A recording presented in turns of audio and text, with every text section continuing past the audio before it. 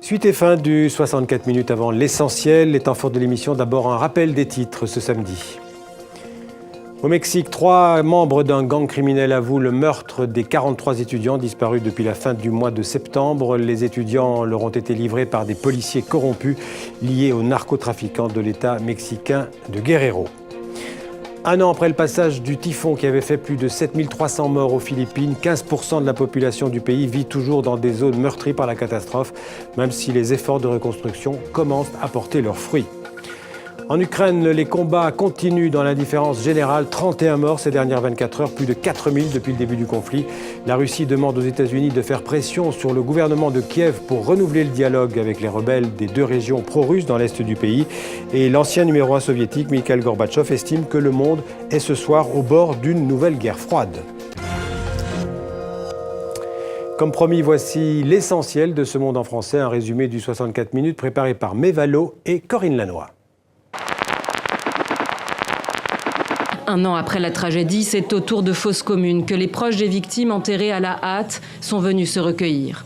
Comme la plupart des corps n'ont pu être identifiés, des centaines de croix blanches portant des noms inscrits au feutre ont été plantées pour les représenter. Les suspects nous ont dit qu'ils avaient tué les survivants et qu'ils les ont jetés dans une décharge.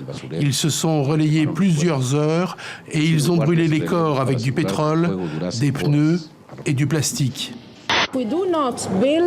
Si nous ne construisons pas sur la trêve qui a été conclue au Caire à la fin du mois d'août, si nous ne faisons pas le 2e pas et le 3e pas de cet accord, c'est-à-dire la reconstruction, la levée du blocus et pour finir l'État palestinien, nous retournerons toujours à la violence.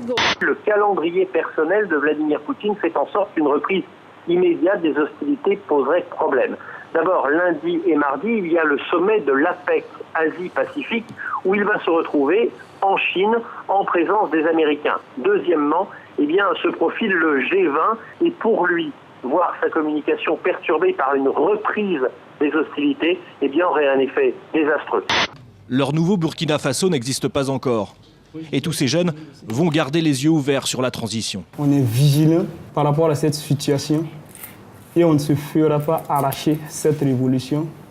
Vous êtes la preuve vivante que la France-Afrique, ça existe encore. Bien sûr, bien sûr.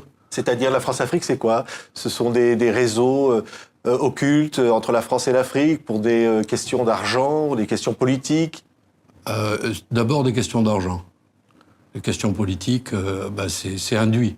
Qui est le bénéficiaire d'un compte bancaire? Il est assez rare que des personnes très fortunées vont détenir le compte bancaire en direct. Il y a toujours un trust ou une société offshore. Et donc l'objectif, c'est de neutraliser ça. Et notre standard prévoit que l'information sera donnée, que vous déteniez le compte en direct ou pas. Maintenant, tout va être dans l'application. Mais il est vrai qu'à la différence de hier, les personnes qui voudront se cacher vont devoir rentrer dans une économie criminelle et pas seulement de fraude fiscale.